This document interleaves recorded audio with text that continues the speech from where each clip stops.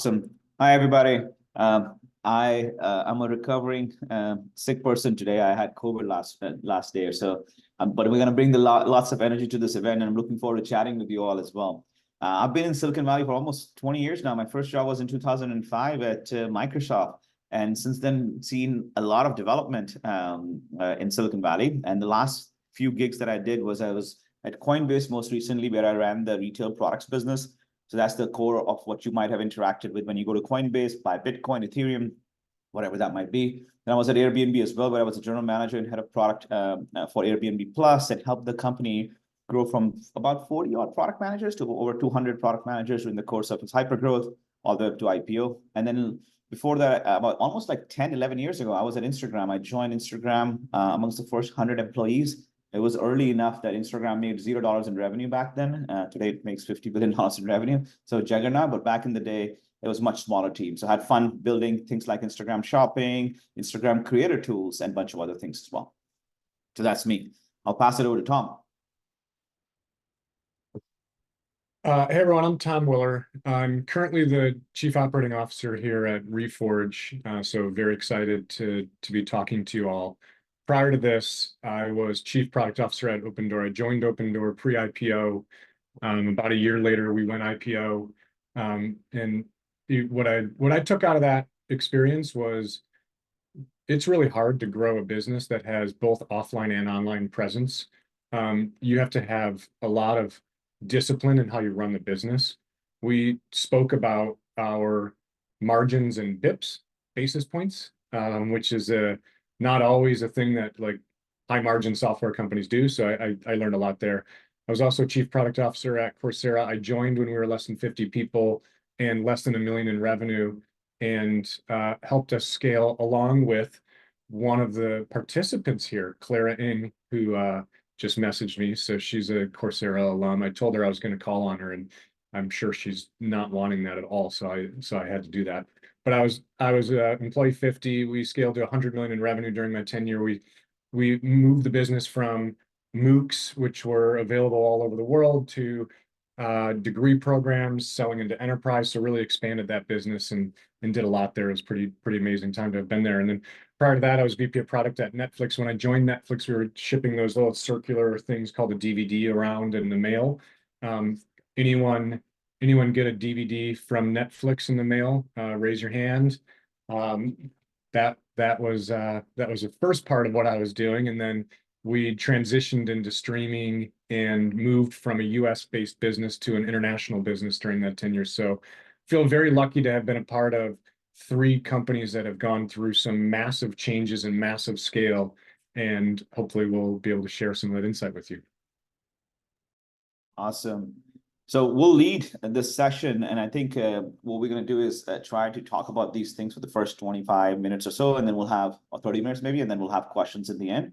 But I want to talk a little bit about these things that I learned, so to say, the hard way in my career. And hopefully today's conversation will be fruitful for you all as well, so you can learn it in a compressed time frame. And again, the goal isn't to convince everybody that there is a right or the wrong way. There's rarely a right or the wrong way. There's always a contextual way. And what I'm going to do today is tell you the context under which these things applied and help me and the company scale. One of which is leading with intuition. Now, all of you are in Silicon Valley, and the journal terminology is, intuition is bad, data is perfect. There's a joke that we used to say, which is, in God we trust, everybody else must bring data. And that was the idea, is like, unless you're God, man, you got to bring data. You have a hypothesis. You got to tell me why that hypothesis exists. And if not, let's go get the data to validate and invalidate that hypothesis. So at that level, the idea is sane, and there's nothing wrong with that. But I got a chance to work with Kevin Systrom, Chesky, and Brian Armstrong. And one of the things I learned by observing them was how much intuition they used in making decisions. I'll give you an analogy here, which is, let's say you're working at an organization, you're the CEO or the head of product, whatever executive title you want to use. You have a large team, the team is tackling challenges every single day. And more often than not, you will notice that the frontline team members are able to resolve decisions, but there's a lot of data. By the time a decision got to me, that my team escalated through the chain, it wasn't a very straightforward decision. There wasn't a data element which said, oh, go right, go left, go up, go down, because if that was the case, a lot of those decisions would have been resolved at the front line. a lot of these times, the decision that came to me or Brian or anybody else lacked that sophistication of data where you can either extrapolate or figure out what that was. So it was incredibly important for us to build intuition. Now, before I tell you how to build intuition, I also want to ground us in what is intuition as per dictionary and why it's a bad word. Then I'll give you my definition of what intuition is. So gut feeling, instinct, or sixth sense, whatever you want to call it, it's the ability to understand something immediately without the need for conscious reasoning. That's how the dictionary defines it. It's a very technical term, very hard to understand and actually scale yourself. And many of you probably have Harvard Business Review or Fast Company subscription. You probably see these taglines at the top. Don't trust your instinct. The problem with intuitive decision making. These are everywhere. If you Google this, is like everywhere. And this is the common theme that many of us experience when we are product managers, designers, and engineers. Now, what I noticed that when these founders are making decisions, the definition of intuition that I learned was something like this, which is intuition is actually data, but it is not stat sig yet. Now I want to pause a little bit and explain this. Whenever you run a test, you generally say, I'm going to wait for the data to become statistically significant, and then I am going to know that the decision that I'm making is perfect. Well, the problem is many of the things in life, whether it's starting a new business line like Airbnb Plus at Airbnb or going into crypto as Coinbase, you'll have to wait 10 years for it to become stat-sig. Because Coinbase took 14 years to become stat-sig. And it wasn't stat-sig when it started. So what ends up happening is a lot of these times, you have to make decisions, not just with impartial data, but also with developing an intuition for your customer, for your industry, for the market in which you're operating. And you do that instinctively, not instinctively, you do that as prescriptive as you can get to that state where you have the intuitive feeling. So how did these founders do it? I'll give you an example of Brian Chesky first, then I'll come to other founders. And these stories are important because they'll help you understand how this works. So at Airbnb, you are building what Tom said, an offline and online product. Many of you will think the product of Airbnb is the app. It's actually not the app. The app is the means to an end. The product of Airbnb is the experience you have when you sit in that Airbnb home with your family and are building memories around it. Now, in order for you to build that intuition, you have to be a host and a guest. We had a core value at the company, which was be a host. This was a value that we wanted every executive team member, every team member to exhibit so that they can intuitively build an understanding of what it takes to be a host, And how did you do that? Well, everybody was required to be a host. So I was required at my level to host at least 3 times a year. I want to go through the same process of understanding how the heck hosting works. And by the way, as a reminder, this is very different than a software product, right? When I was doing software at Instagram, this is the phone, right? This is the magical thing. You download the internal version to dog food and you put the phone down, you're done, right? At Airbnb, where the product is offline, actually the moment you put the phone down is actually when you start dog fooding the product, because you're sitting in a physical location. You need to understand that when someone gets into a host's home, they open the door, they meet a stranger, they're at a strange environment, what emotions and what feelings they will develop around that. And there is no shortcut to actually developing an intuitive sense around that, rather than just actually doing it. So Brian Chesky himself was a host. We were hosts. The other thing was to develop an intuitive sense about guests. And to do that, every Wednesday night, I stayed away from my family in a Bay Area Airbnb. Every Wednesday night, I'll show up, go through that motion, understand what it feels to be a guest in a stranger's home, and how you develop intuitive sense around that. Now, when we started Airbnb Plus, we didn't do an Excel spreadsheet which said, this is the model. And if you do these many increments and these many experiments, you're going to go and build an amazing product. In fact, no great idea, I will position, no great idea ever started in Excel spreadsheets. No great idea ever started in Excel spreadsheet. It started in the minds of founders and entrepreneurial-minded executives who were able to go out there, build an intuitive sense about the customer, and start to build products that can then validate those intuitions over time. As a reminder, when you build intuition, all of you have intuition about something or the other. You've seen data. Your body has looked at data. Remember, when you develop an intuitive sense about eating or driving or bicycle riding, you're collecting data. It's just that you haven't taken 23 years or 3 years or 2 years to actually get it to stat sig. You learn about bicycle riding. You don't wait for statistical significance, but you start to implement that hunch, that instinct on how to turn a bicycle, how to drive a car, right? You don't wait for long times as well. So that's the way I would like you to take away intuition. It's not a voodoo science. It's not like you go to the Himalayas, do some meditation, come out of it and say, aha, I know what to do. That's not intuition that I'm talking about. For that, you need to hire a spiritual guru. I'm not that. But like, if you want product intuition, if you want business intuition, what you have to do is live, walk, develop that intuition in the sense of the customer, the market, the product as well. And then over time, don't wait for it to become statistically significant. Don't ask the question that I will only act on it once I have 100% of the information, the best amount of information is statistically significant, that I'm going to act. You actually act without that. Now I'm going to give you a second example. This is from Instagram. Many of you might be old enough like me to understand that there was a product called Snapchat that was kicking Facebook and Instagram's ass. We were like constantly threatened by Snapchat, to the extent that Facebook even tried to buy Snapchat. That didn't happen. And there was a day when when we were at Instagram, and I remember Kevin's sister walking in and saying, okay, we're going to bet the company on stories. And I remember Instagram did not have a product called Stories at that time, right? And he didn't ask the data science team or me or anybody else to do an analysis or in an Excel spreadsheet. He built an intuitive sense that he sees customer behavior emerging towards this new form of sharing called stories. And he started to feel that this could be the future of sharing, in addition to feed as well. And then he bet the company on it. Now, I want to contrast that with other founders or other people that you might have seen.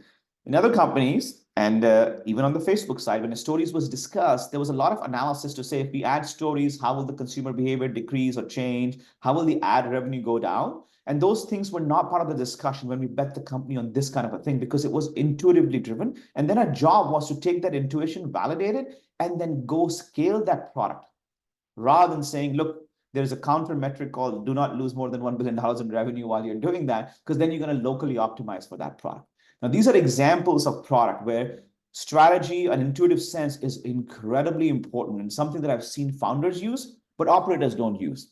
So why is it that operators don't use it? Now, there are a couple of reasons I can cook up. This is my intuition, is that, when you're an operator, generally you're in a company, if the culture doesn't allow this kind of thinking, you have to deliver the best outcomes possible. And oftentimes operators resort to things that they can predict will happen in that quarter and are unwilling to take bets and risky decisions that can actually backfire. So the most important thing, if you want to create a great culture, is to create a culture where other operators beyond the founders can also implement intuitive sense and can actually bring things to the fruition by taking a bet. This is a bet. You're knowingly going in, knowing you're taking a bet based on certain intuitive assumptions, and your job is to actually figure out what those assumptions are right or wrong.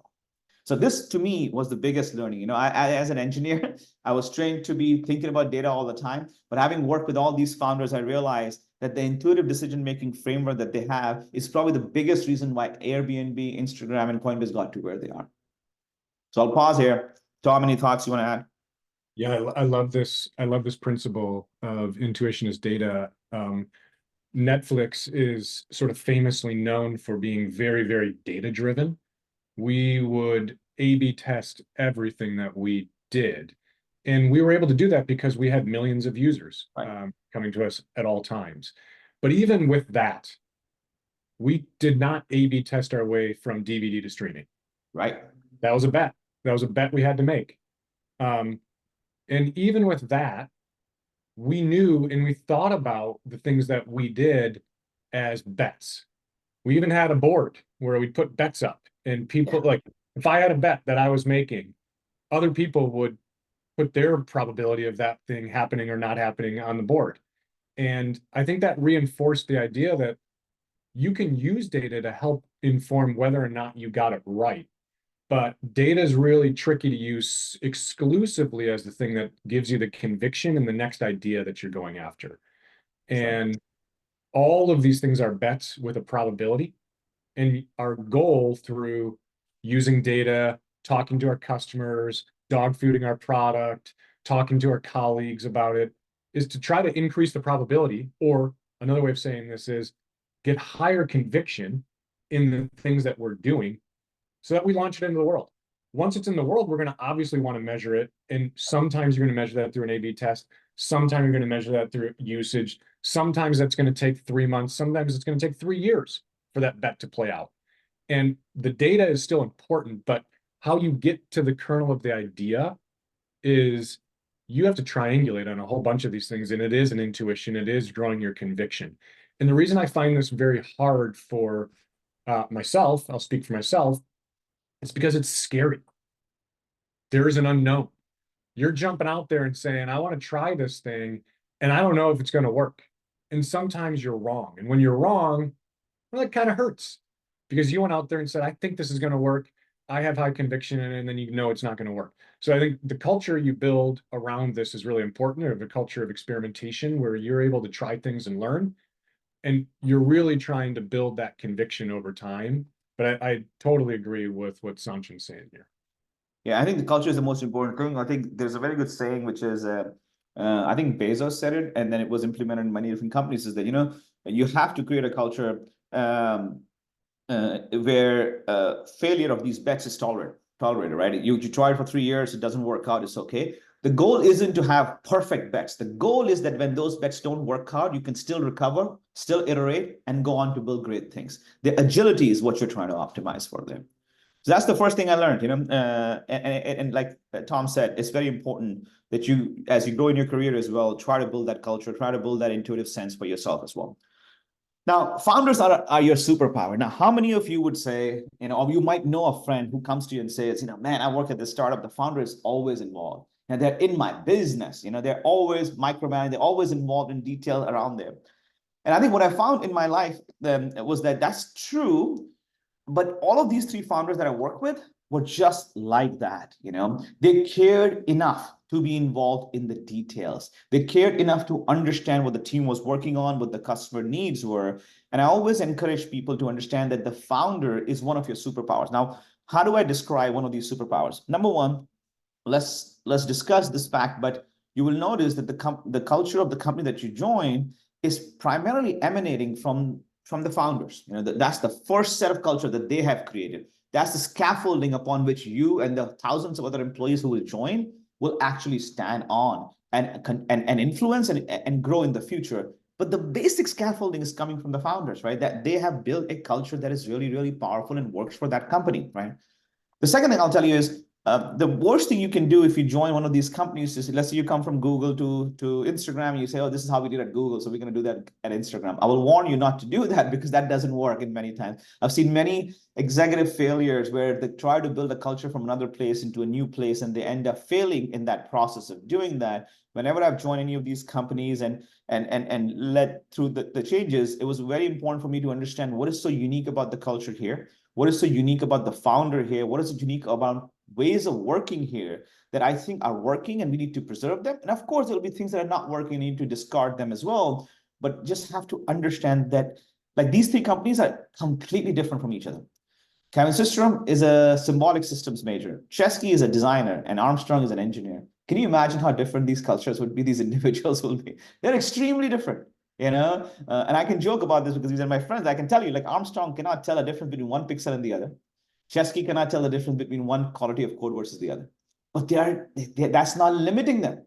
It's not limiting them, because that's their superpower. One has a superpower that they have, and they complement themselves by bringing in executives who have complementary skill set. For example, Chesky hired this guy by the name of Ari Balo, legendary engineering leader from Google, came in, and he relies on him, and he relies to complement his superpowers with him. So my point was, these are the superpowers that you need to understand from your founders and the culture that you're operating in. The last thing I'll say about this is that you also need to learn how to leverage these superpowers. So I always tell people, that if you worry that if you go to Chesky and tell him, man, I need your help in thinking through this, or I need your help in X, Y, Z, somehow you're showing that you are incompetent. That's actually not true.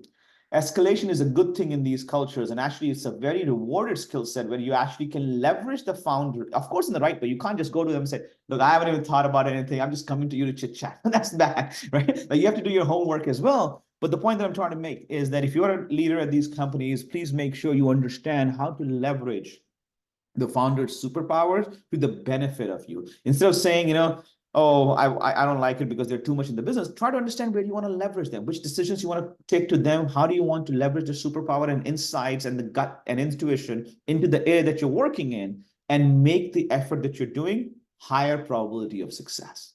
So I for one, love working for founder-led companies. I enjoy the meddling that founders do from time to time. I enjoy being able to go to them and say, hey, man, I thought about this a lot. What do you think? You've been running this company for 5 years. What are your intuition telling you we should do or not? And having that conversation relationship with them is incredibly powerful. So please don't go back to your company and discard the founder. I can tell you the day the founder leaves, the company changes. So leverage them and make it your superpower.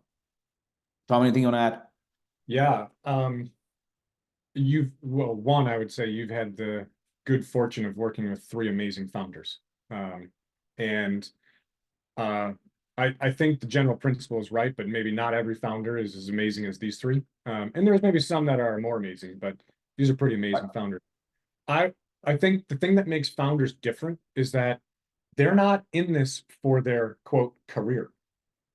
Where all of us like non-founders, we might think, I'm going to do 2 years here. I'm getting these 3 skills. I want this experience. I want to put this brand name on my resume, and then I'm going to like go do some other thing. They're literally just trying to make, they're in it for the sort of like the purest reasons. They're in it to try to make the company as successful as possible. And I think if we can embrace that mindset ourselves, it really does unlock a lot, because you sort of let go of your ego in a lot of ways of like, well, I have to be doing this job or that job. And you just care about making sure the company's successful. And that's also why they're in the details, because they care about trying to make the company successful. They're not trying to like drive their career or any of those other things. So that is maybe one of the sort of mindsets that they have that maybe we all can unlock to try to drive differential impact for the company. And that's maybe one thing I'd suggest. Yeah, I mean, you mentioned something there in the detail. We'll talk about that point as well. But I think details make great products and great companies. And I think it's important that you, even as an executive, are in the details as well when you're doing whatever you're doing at that company as well. Which leads me to my third principle, which Tom already hinted at. We'll talk about this in detail. Hire executives that know how to execute. Now, this is a principle. This is literally the verbatim advice I got from Chesky when I got there, which was, we don't hire executives who don't know how to execute. It was kind of mind-bending for me. It's like, what do you mean? You want to hire an executive who's going to execute? I mean, there's a team for that, right? But the spirit behind that is slightly different. So let me take a moment to explain that.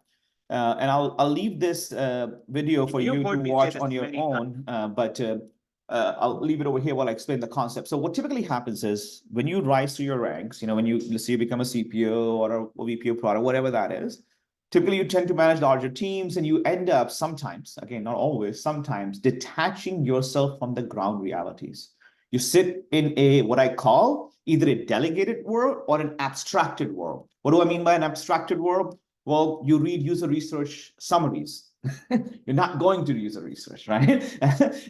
Delegated world is like, oh, majority of the things are delegated, and you actually have forgotten how to actually build anything, right? Because you have delegated so much of that stuff that you actually don't know how to build anything. So the idea over here was that we were looking at Airbnb to hire executives who know how to execute, meaning they don't live in an abstracted world, meaning they go out there and embed themselves in the customer. It's important to read user research reports, by the way. Every Friday, they'll send out emails saying, here's what we did user research on. Right? But if you just do that, you're going to lose your intuition. You're not going to be an executive who knows how to execute. So one of the things we did at every company that I work with is that you need to be out in the field, understanding and getting firsthand intuition and data about all of these things, and not through delegation and abstraction, but more so by being there. Another litmus test that we used to do in hiring executives was, and again, in this video talks more about it, but I'll give you a TLDR version, is, so let's say your team disappears tomorrow, right?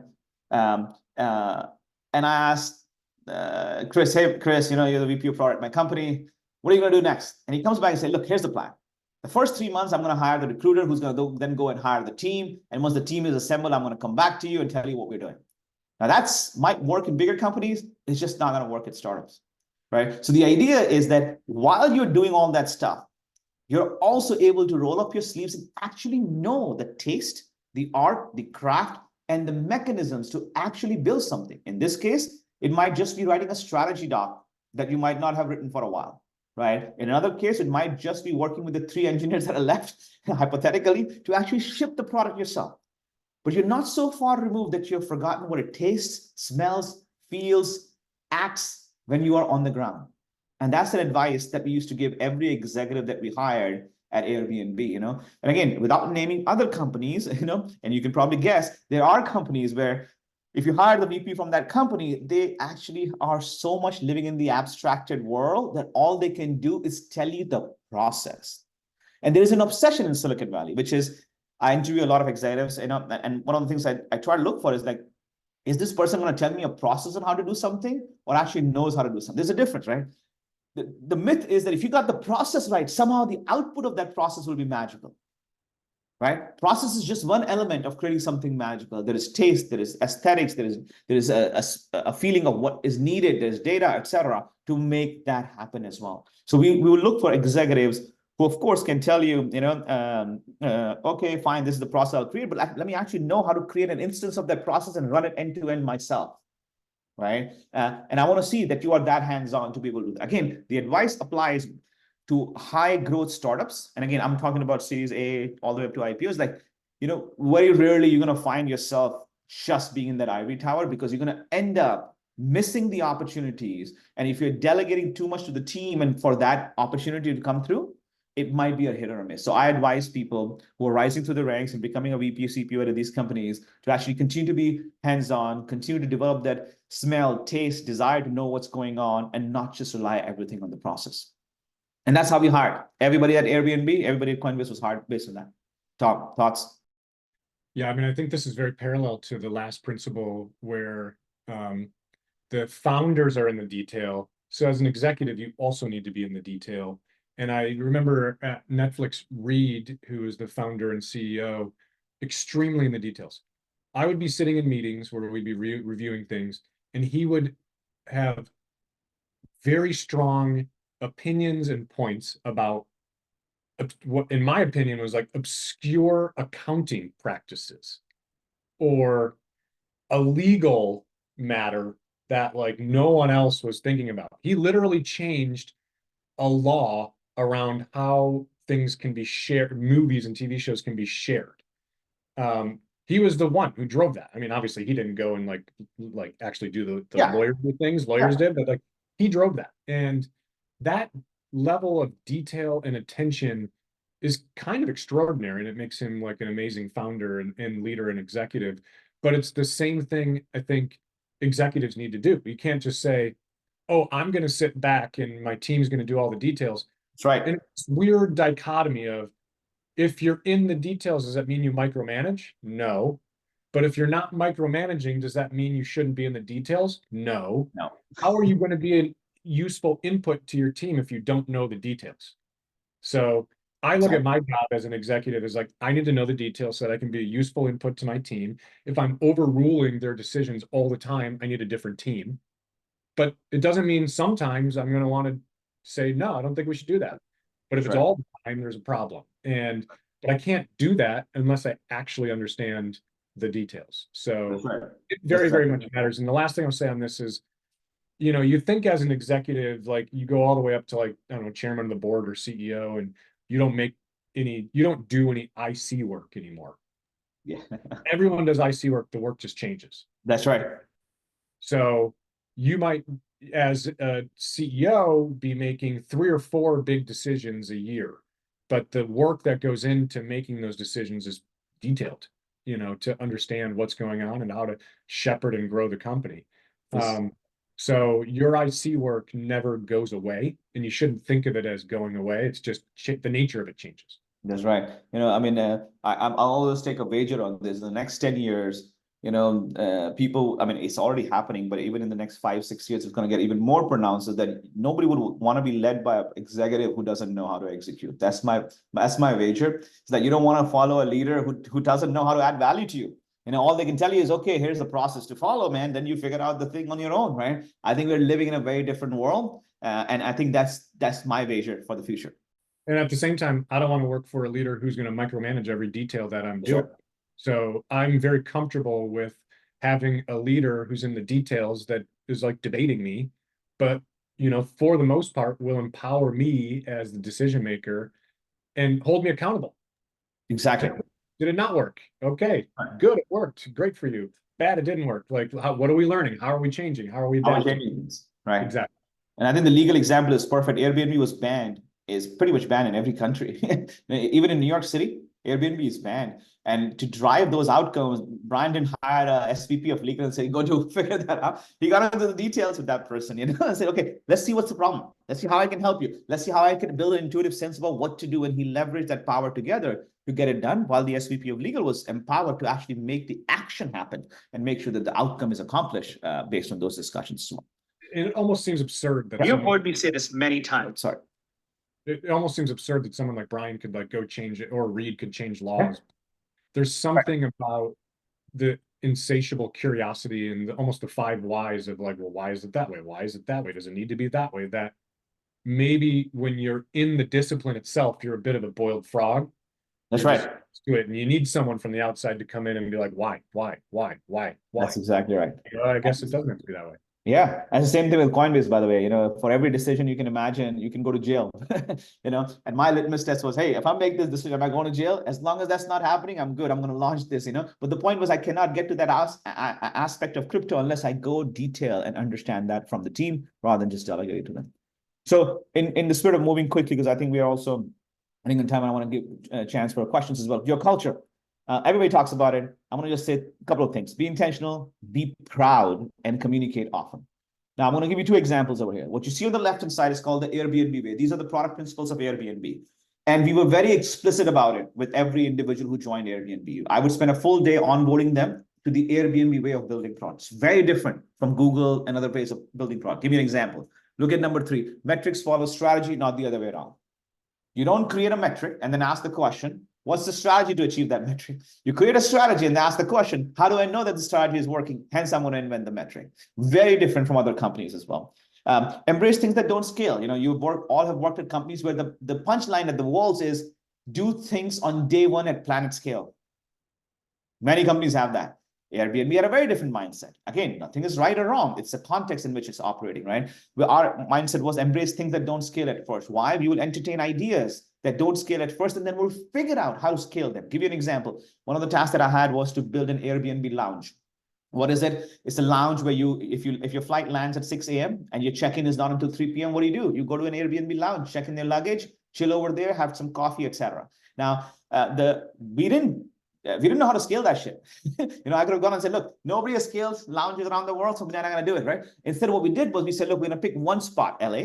We're going to build the best freaking lounge possible, right? I don't know how to scale coffee in 120 countries. I don't know how to scale internet in 120 countries, XYZ in 120 countries, but I know how to do that in one location. I'll do things that don't scale at first. And then when based on customer feedback, then I'm going to figure out how to scale those things later on. And many companies, those ideas will get rejected. So these are just examples. Again, nothing is right or wrong. It's the context and the industry in which you're operating. And these were our ways of working. And we'll be very explicit about this with the customers. With the employees. On the right side is Coinbase. Working at Coinbase isn't for the faint of heart. This sentence was written by Brian Armstrong himself, not by HR. You'll be pushed beyond what you think you're capable of. Again, written by the founder, not HR. You'll be surrounded by others who excel in their discipline. This is the culture and mindset of that company. And these founders are very explicit around it. Why is this important? If you're not explicit around this, you're going to attract a bunch of people who will not know what to expect. That's the worst thing you can do for that person's career, which is come to your company and 3 months later realize, oh my God, it's different than what I'm used to, and then have to leave. 2, so that means you will self-select out and self-select in individuals based on your mindset and culture and approach that you're trying to do. So we had started attracting a different set of people to Coinbase, to Airbnb when we were explicit around it. Again, you have to be proud about it. Nobody's standing out there and saying, we are the only one that's right. No, all we're saying is this is who we are, and we are proud of it. Anything you want to add, Tom, before I move to the last one, then we'll open it for just real quick. I want to get you onto the last. When you're developing these cultures, you can't just copy what everyone else has done. You can't say, oh, let me take what Coinbase has done. Be inspired by it, but you can't copy it. Doesn't work. Like the ingredients, the people, the market you're in, the problem you're going after, the customer you're going after, all those things matter, and it has to be sort of homegrown from that. I've tried this, like, hey, let's take a little bit of Google and a little bit of Netflix, mash it together, and we got Coursera's culture. Didn't work. I had to kind of go back to the drawing board on that. So these are very distinctive, and they should be very distinctive. Right. And I'm encouraging you to actually spend time next time you take a job at any other company to understand this aspect, because there may or may not be a fit for you as well. Right. So just be very careful and ask those questions. Last principle, then we're going to hand it over to Q&A, is like your career. There's a lot of advice. There are lots of influencers on LinkedIn that talk about career advice. I wanted to take some of my things that have worked for me. Again, it's an N equal 1. So it's my intuitive sense of what works. I don't have a statistically significant pattern to tell you that this will work, but I'll give you that advice anyhow. There's a book that I like everybody to read. It's called Taking Little Bets versus over planning longer term careers. So I have a lot of friends at Facebook, Netflix, Google, Amazon who've been there 10 years. And this is what they do when they come to me. It's like, hey, I'm planning on joining this startup.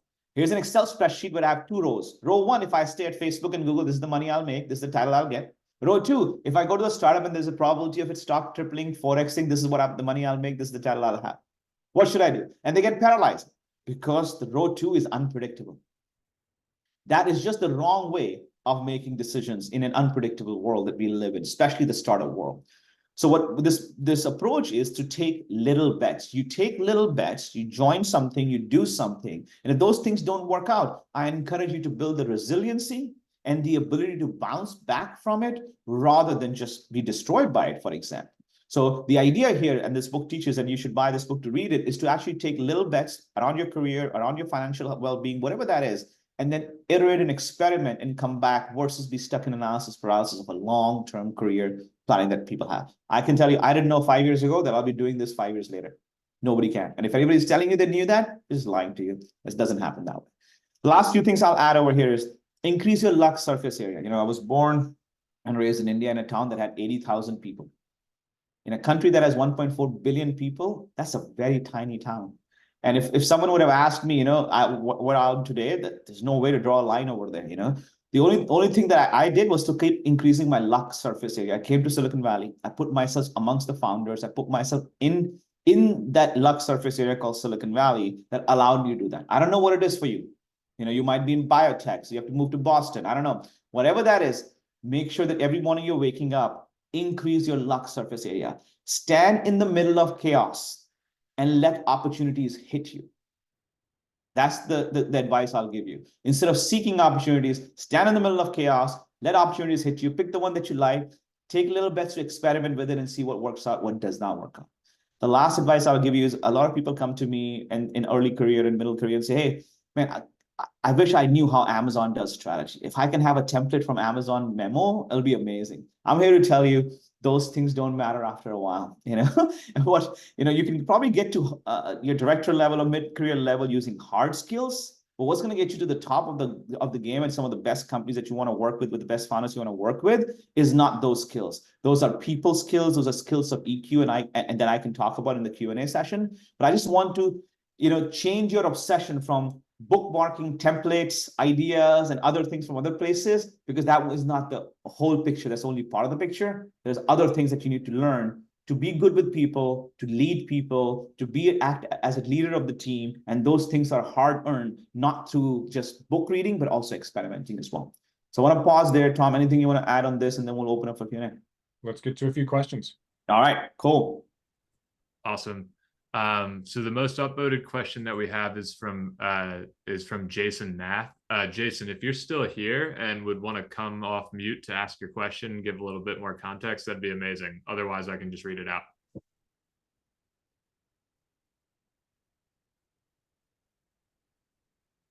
Cool. So Jason's question is that often individual product leads of a functional area will get to a point where they'll be able to exhibit intuition-based decisions.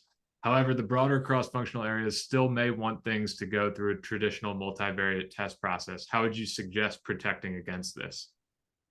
Yeah, I think it boils down to the cultural aspects as well, and also your own ability to influence in the company. So part of the thing is you need to figure out if the company supports that culture and the founder supports that culture, and there are pockets in the company that don't support that culture. That's one scenario. And by the way, this happened at Airbnb. When I got there were pockets that were very much experiment driven, and there were pockets that were not. But luckily for us, the founder was very adamant on intuitive driven decision making. It was important for me to then go and influence them to bring about the change.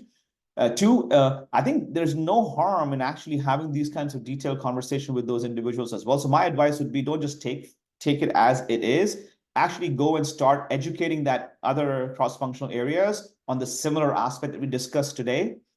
Talk about examples, talk about how you can actually manage that. And the best thing that works, at least in my mind, is to experiment on this idea. Tell them, okay, we're not going to do that for everything, but can we at least try doing it on a few things to see if that works out? And nothing succeeds like success. In other words, if you make it happen and they participate in that and it works out, I think it'll be pretty amazing. But the hardest thing to do, I'll be honest with you, is if the culture of the company doesn't support that.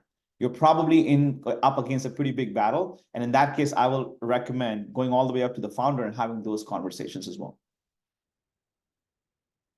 Tom, anything you want to add? Let's do another one. Yeah. Cool. Next question is from Mark Fang. Mark, are you still here? Yes, I am.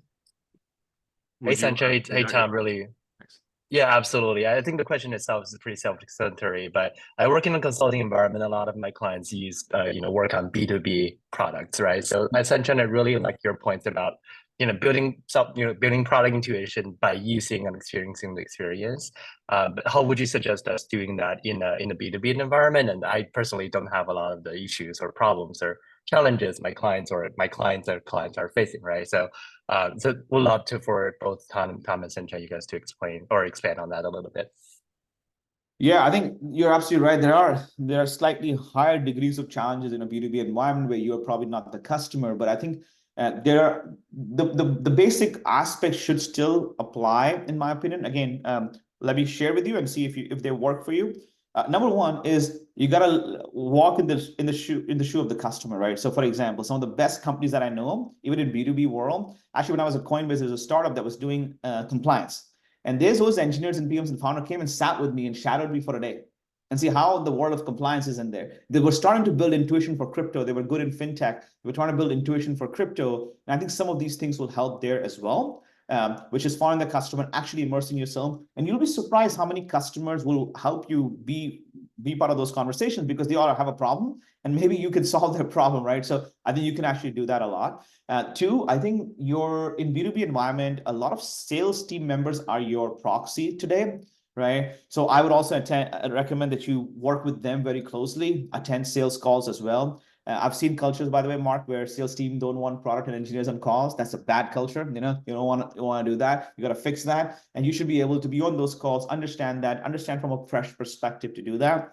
But you're absolutely right. There's a little bit of a nuanced difference between B2B and B2C. But at Airbnb, for example, not every employee was a host. Even Brian Chesky stopped hosting, right? So he had to become a host to develop that intuitive. There's just literally no shortcut to building that intuitive sense unless you emerge in the shoes of the customer. I'll just reinforce something that Sanchin said here, because I think it's important. I think what gives a founder their superpowers, part of what gives them their superpowers is that they have immersed themselves so deeply in the problem space. And the way in which they do that is they've either experienced it themselves or they've gone and sat with like 100 people who are experiencing that problem. As the company scales, it gets harder and harder for the founder to do that. But as a product manager, you can go do that. So That's become the world's expert in the problem that you're solving. And how do you do that? Go talk to like 100 people. Don't abstract it. Don't do user testing. I mean, those are great. Don't just do those things. Right. Don't just do quantitative surveys. Literally go sit with them, talk to them, listen to all the gong recordings you can get from your sales team talking to a customer. Like, that's the way. Don't just focus your time on like the Scrum process and managing your epics and like moving things around. Like literally your job, go become the world's expert. Let all the other stuff go away, because by doing that, you'll have a lot of conviction to make good bets. And by making good bets, you're going to actually drive the company forward. Right. I advise a lot of companies where PMs complain, it's like, oh, I have no time from scrums. I have no time from meeting to even do the customer thing. I said, that's the P0 job. Scrum is a P2 job, P0 is to go learn about the customer, So if you're not spending, I would wager half of your time doing the customer facing stuff and getting stuck in the internal facing stuff, you're making a mistake. Super helpful. Thank you both. Awesome. Take one more question, just to be cognizant of time. The last question is from Shayna. Shayna, are you still here? Cool. Shayna asked, and I think it's a good one. How do you interview for people who can execute but are at a senior level? How do you suss that out? Yeah, this is exactly why it's important to create a process around. So I'll share with you what we did at Airbnb. Again, it may or may not work for you. Which we found the same thing at Coinbase as well, which is two stages. Number one, we don't hire anybody unless we do what we call problem jam session. So this is me interviewing executives and leaders of the company. I don't give them a prompt that they go home and figure it out over the next 2 weeks. We literally lock ourselves in a room for 2 hours and we talk about, here's the problem. What should we do? Well, how would you approach it? And I want to see their ability to problem solve right with us. And that case becomes very important for senior executives. And again, as a reminder, we're not giving them a homework like we do for director level people, right? It's like, here's a prompt, go, come back, do a slide deck. This is you and I in a room together solving a problem that we're trying to see. And I want to see, observe what questions you're asking. How would you approach this? And I'll give you the data, right, to help you think through that. But it's a whiteboard jam session. That's what we used to do. We didn't do a presentation by executives. We did actually have these conversations, 2 hour-long conversation. And to the interview questions, you need to get to the bottom of what the executive did, not just what the team did. A lot of time, the stories that executive tells are about what the team did, right? Which is great. Don't get me wrong. I mean, at the end of the day, the executives leverage is the team, right? That's why they are the executive. That's why they have a team, right? But at the same time, you have to ask the hard question. Okay, in all of this stuff, can you also talk about what was your specific role or contribution to help the team think through this, or execute it, or challenge to that? Like, what were the specifics of your contribution around that? It helps get the answer, and then you can judge based on that, is that what the level of depth you want in your company as well? Like I said, different companies are different. Chesky is just a crazy person, you know, he's like Steve Jobs. He can get into all the details, but not a lot of founders go into every detail, right? So it's a cultural nuance as well. So those two things have helped us hire some of the best executives in both those companies. I'll just add two things. I think that I love those points. Two additional things. One is be very, very clear that what you're looking for is the executive to be in the details, and have examples of what you think that looks like. The interview process is a match. You know, it's not just one side evaluating. It's like both sides evaluating. So if that scares them away, good. That wasn't a good match. Doesn't mean that person wasn't good. It means it wasn't a good match for what you had. So the more opinionated, the less vanilla your job sounds, and the more you can make it seem super clear, the better, because it's helping both sides. And you're going to get a signal on like how much they're interested in it, and they're going to get a signal on whether this is the right match for them. So be super clear about that. The other piece is interviews themselves are like kind of very flawed. You know, like in reality, it's weird that we spend like 3 hours maximum with a person and then hire them. It's like going and buying a home where you're like, oh, I spent 25 minutes in the home and now I got to get a mortgage. It's crazy. So rely a lot on references. And, you know, obviously you're going to try to get their references, but back channel them and get all the backdoor references, because that's where you're going to get the real data on how this person actually performed. So those are my two pieces of advice there. Yeah, and like Tom said, you know, be explicit, because it's your culture, it's your way of doing things. Be very clear about the definition, and again, be proud of it. There's nothing wrong in your culture. It's just how your company operates, and it's important that the other person understands that. And that's what Coinbase, that's what Airbnb, that's what Netflix did with putting their cultures out there. Everyone knows this is how we operate. So lots of people are like, I never want to work at Coinbase because I know how they operate. And there's a lot of other people that are like, man, that sounds refreshing for me. That's a place I exactly want to work. That's what you want. You want it to be opinionated so people can make a choice, because you're going to attract the people that are excited to do that stuff. That's right. Amazing. Wanted to thank everybody who's still here for dedicating the valuable time out of your day to join us for this talk. We'll be following up with the recording to everyone who registered, everyone who attended by the end of day Monday. This was an amazing session. I learned a lot from just facilitating it. And we hope to see you guys around the Reforge ecosystem and in future events. Thanks again, everybody, and we'll see you around. Thank you, everybody.